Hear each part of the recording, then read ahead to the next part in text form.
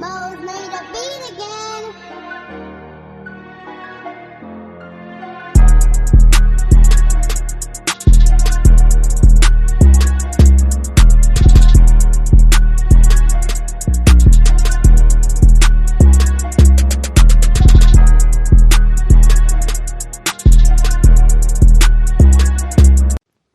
All right, hey, y'all. Hello. Welcome in. Birds of a Feather podcast. Boy, Q City back again with another Hawks recap. This one is a sad one. It's a loss to the Pistons, right? Hawks back to playing 500 ball. I think I missed 2 games. Either way, we went on a little winning streak.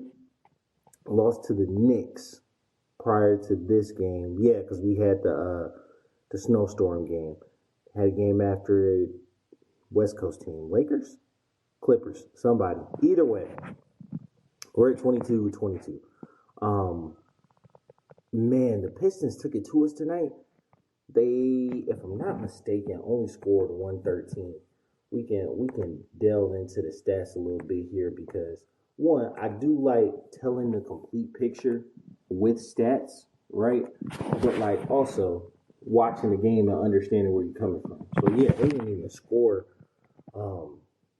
120. They were at 114, right? So, 218 on the over-under. I think my over-under was 235. I expected it to be like a 120, 122 type of game.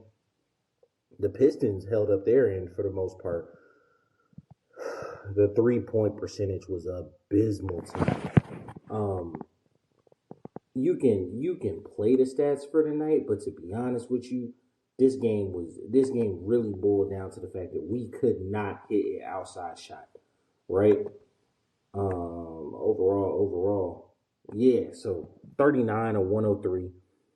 That's good. Put up 103 shots, bro. Had 100 and what? If you put up 103 shots, you had to have 100 and how many turnovers did we have? 13. Yeah, I'm about to say probably 120 possessions. 116 had 116 possessions, bro. You know what I'm saying? You turned the ball over 13 times. Here's the crazy part. The Pistons turned the ball over 20 times. You had them by 8 in the paint. They had 5 more fouls than you, and you doubled them up on steals. They had 7, you had 14. Now, there was really good paint protection. Stewart was doing the damn thing. Durant, not much of a shot blocker, which is kind of crazy considering how athletic he was. Stewart just got like that mentality. I'm pretty sure he had a shot or two, you know what I'm saying? But Stewart was really who I was thinking was kind of like that enforcer, that rim enforcer. Their lineup was nothing special tonight. And I'm not even being a hater because they won. It was truly just nothing special. It was literally the fact they went 42 for 84, 50% from the field, right? They went 12 of 34 from the three, 35%.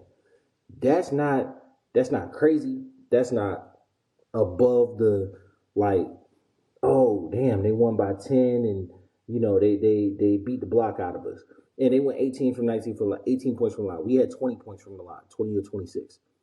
The difference in this game was the fact we went 39 for 103 from the field, right? So 38%. And then we went 6 from 38 on threes. 15.8, 16% on threes. In today's NBA, you're not going to win a game like that. And I think the part for me that was like kind of frustrating is the fact that like Dyson brings so much to you defensively that next to Trey you can't not play him, right? Like it doesn't make sense to have that type of asset and not have him on the floor. But like, yo, it's a prayer every time he shoots up a three. You know what I'm saying? Just honestly, it's a prayer every time he shoots up a three. And I think he took like 8 of them tonight, if I'm not mistaken. But that's crazy. You look at the bottom of our roster, we got so many people not playing. But Dyson, he had 20 points. A lot of it was, I ain't gonna cap to you. A lot of it was just like cleanup stuff around the rim. He had a really nice leg. Jalen had 17 points, 9 rebounds. That's tough. Trey, 13, 9 and 2. Like nobody was hitting tonight, bro. Um, Now, one of the things I did like, starting with the New York game, Big O has been starting. I'm curious to see how that flows with uh Zach in there instead of Veet, right? Like Zach's hurt right now. Says he's gonna be out for another week. Um oh excuse me. Says Zach gonna be out for at least another week. I'm curious to see how him, Big O play on each other. You're kind of small. Jalen, he's not he's not super defensive minded, but he's a big body and he can shot block. He can test, right?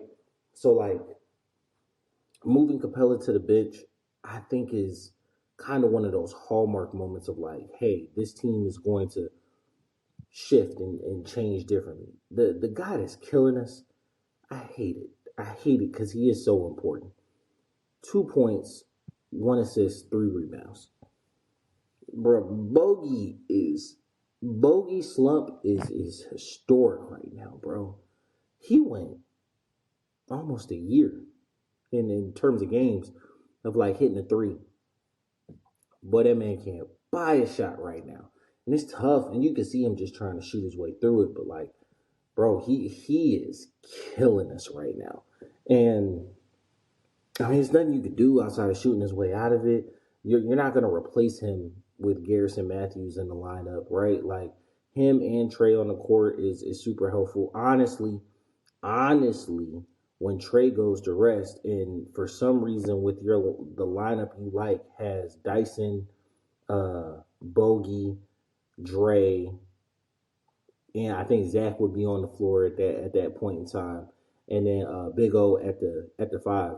And so instead of Zach, has been beat right now, but like no true point guard. Dyson bringing the ball up a lot of time, and the ball just like flowing type thing.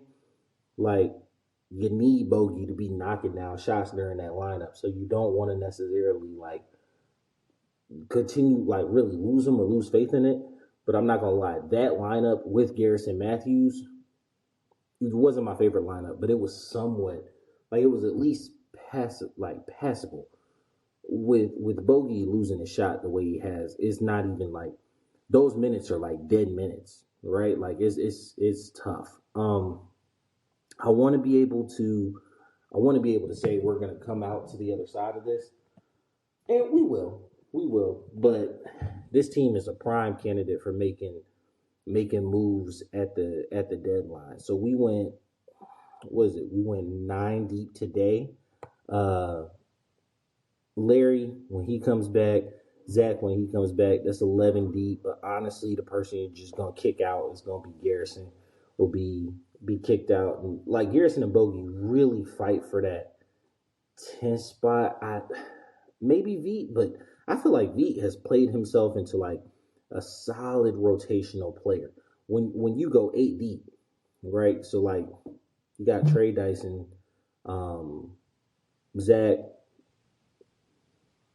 Jalen, Clint will Big O now. Clint will come off the bench. You'll take uh, Dre off the bench. That's 7. When playoffs come, usually go 8, maybe 9. Bogey will be that 8, and then I take Veet before Garrison, to be honest with you. So Garrison might fall back. Um, Roddy didn't get no burn tonight. Keaton Wallace ain't get no burn tonight. Uh, Daquan, he's been out. Cody Zeller is just. I understand he's got stuff going on, so like I'm not saying him as a person. It's just kind of like a waste of a roster spot. You know what I'm saying? But we are a prime candidate to move Clint. Are we gonna move someone up in the rotation then? Like is Larry just gonna be your backup? And that both guys athletic, but like that's a really small back line. You know what I'm saying? Like that's a really small back line. Especially when in the East you're going up against the Evan Mobley and the Fro in Cleveland. You're going against, you know, Embiid. You're going whenever he can actually play. You're going against Bam. Isn't super big, but you see what I'm saying? It's a very small back line, but that may be the best way to construct your team. When I look at Trey, he needs defenders behind him. He needs defenders beside him, but he also needs people who can like catch lobs, who can knock down shots, are very active because he's a super willing and creative passer, and like that's where we're at with it. Like last year, we played 500 ball, right, and barely missed the playoffs. This year, I misspoke. We're 22-21, but like it's pretty much the same. It's 500 ball right now. I don't love the fourth quarter rotations. This has struck me in a couple games now.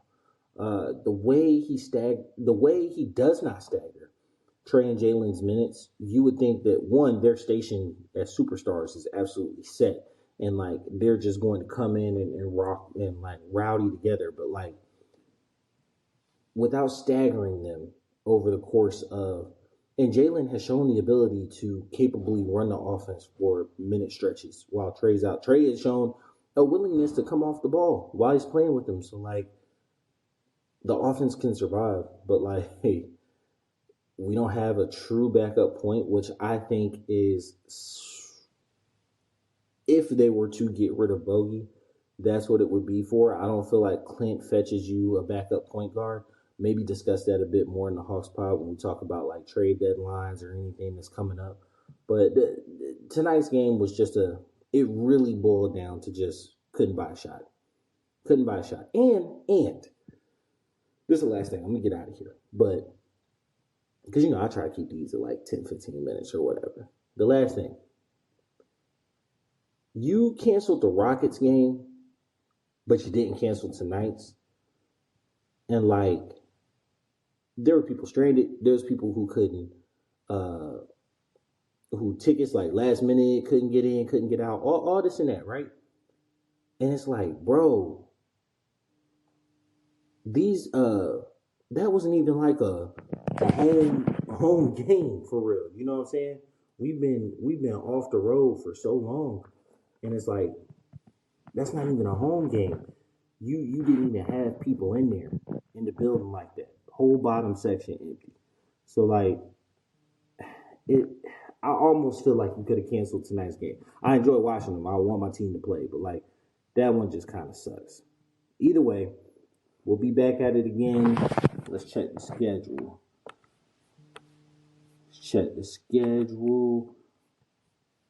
Shkabadaba. We'll be back at it again tomorrow night, back to back. So, Raptors tomorrow night. I'll be right back in. No, y'all miss me. If you're listening to this on the podcast, so what I tend to do is like I'll package a couple of the week's games together and then drop that on the pod. I'll drop them individually, but then I'll package the week's reactions together and drop them on the pod.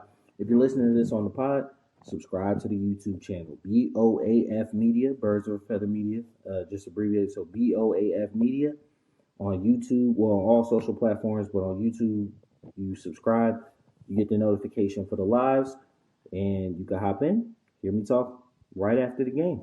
It's been your boy Q City. I'm out. Peace.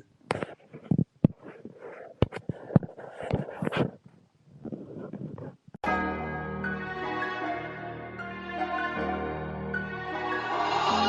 mama, Mo's made